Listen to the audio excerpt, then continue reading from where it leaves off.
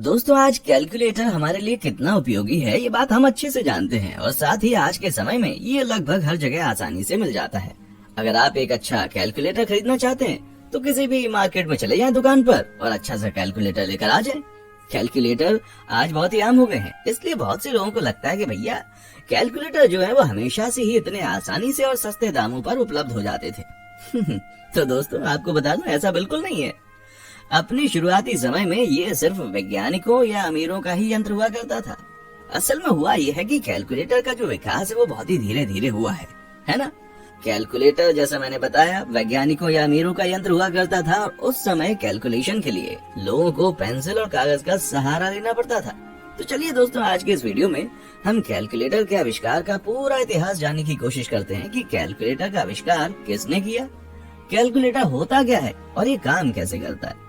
दोस्तों कैलकुलेटर एक electronic device है जिसका उपयोग मैथमेटिक्स के सवालों और गणनाओं को करने के लिए किया जाता है। कैलकुलेटर का हिंदी अर्थ परिकलक होता है।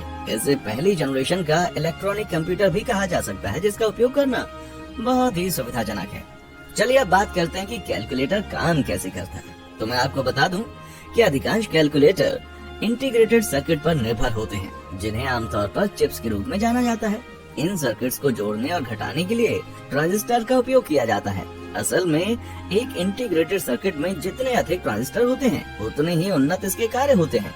अब चलिए कैलकुलेटर के इतिहास के बारे में जानते हैं। दोस्तों गणना करने के लिए पहले के जमाने में नुकीली हड्डियों अथवा हाथ पैर की उंगलियों तक का इस्तेमाल किया जाता था, लेकिन इन हड्डियों के माध्यम से बड़ी गणना करने में मुश्किल होती थी। इसलिए ज्यादा संख्याओं की गणना करने के लिए करीब 2700 साल पहले ही अबेकस नाम के यंत्र का आविष्कार हो चुका था। ये एक पहली कैलकुलेटिंग मशीन थी जिसे हिंदू एवं अरेबिक संख्या प्रणाली के लिए इजाद किया गया था। इसे एक लकड़ी या प्लास्टिक से बनी छोटी छोटी फ्रेम को समानांतर तरीके से रखकर बनाया गया था। आपको बता दें कि गणना करने के लिए इस्तेमाल किए जाने वाले इस यंत्र के प्रत्येक क्षण में 1 से लेकर 9 तक की संख्याएं होती हैं, जिसमें लोग फ्रेम को घटा बढ़ाकर ही गणना करते थे। हालांकि इससे गणना करने में काफी समय लगता था, इसलिए कुछ लोग ऐसे यंत्र को बनाने में लग गए जिससे गणना करना आसान हो जाए।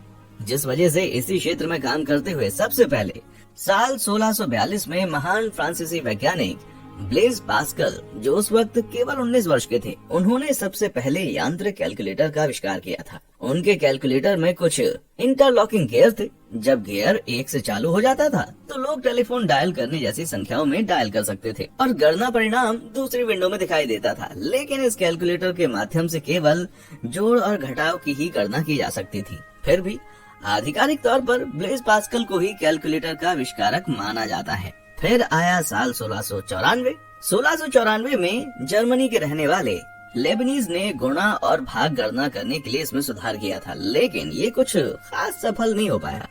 फिर साल 1820 में थॉमस डे ने दुनिया का पहला सबसे सफल मशीनी कैलकुलेटर बनाया था, जिसका सबसे ज्यादा इस्तेमाल साल 1851 से 1890 तक किया गया। ये काफी हद तक सफल हुआ था क्योंकि ये जोड़ना, घटाना, गुणा, भाग आसानी से कर सकता था। फिर कुंजी बोर्ड के साथ साल 1887 में मशीनी कैलकुलेटर कॉम्टोमीटर की खोज की गई। ये पास्कल कैलकुलस यंत्र पर आधारित था। इसमें सबसे ज्यादा खास बात ये थी कि इसमें आधुनिकता के साथ प्रिंटिंग जैसी सुविधा को भी शामिल किया गया था। धीरे धीरे वक्त बीतता गया और कई वैज्ञानिक अपने कदम नए नए और आसानी से गणना करने वाले कैलकुलेटर बनाने की तरफ बढ़ा रहे थे। फिर 20वीं शताब्दी में एक और सफल कैलकुलेटर बनाया गया जो कि एक किस्म का इलेक्ट्रॉनिक कैलकुलेटर था, जिसे कि अमेरिका के जेम्स शेयर डाल्टन ने बनाया था और इस मशीन का नाम डाल्टन मशीन रखा गया था। आपको बता दें कि डाल्टन ने जब इलेक्ट्रॉनिक कैलकुलेटर की खोज की तब देखा जाने लगा था कि अब बड़ी बड़ी संख्या का कैलकुलेशन करना आसान हो जाएगा और वास्तव में ऐसा हुआ भी। लेकिन समस्या ये थी कि उस समय ये बहुत ही ज्यादा महंगा उपकरण था, इसलिए आम लोगों द्वारा ये आसानी से खरीदा नहीं जा सकता था। लेकिन फिर दोस्तों समय के साथ कई बड़ी इलेक्ट्रॉनिक कंपनीज ने अलग अलग तरह के परीक्षण करके नए नए कैलकुलेटर बनाना शुरू कर दिए। दोस्तों जैसा कि आप जानते हैं इसी समय कंप्यूटर का क्रेज बहुत ज्यादा बढ़ गया था। अब ज्यादातर देश कंप्यूटर के आधुनिकीकरण में ही काम किया करते थे और कैलकुलेटर को भी कंप्यूटर का ही हिस्सा बना चुके थे, इसलिए कैलकुलेटर की तकनीक बहुत आम हो चुकी थी।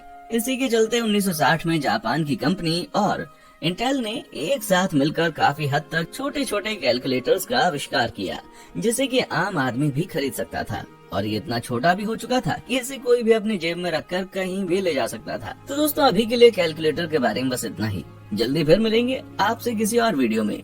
तब तक आप खुश रहें। राइट, हमारे चैनल को लाइक, शेयर और सब्सक्राइब जरूर करें। देखने के लिए शुक्रिया।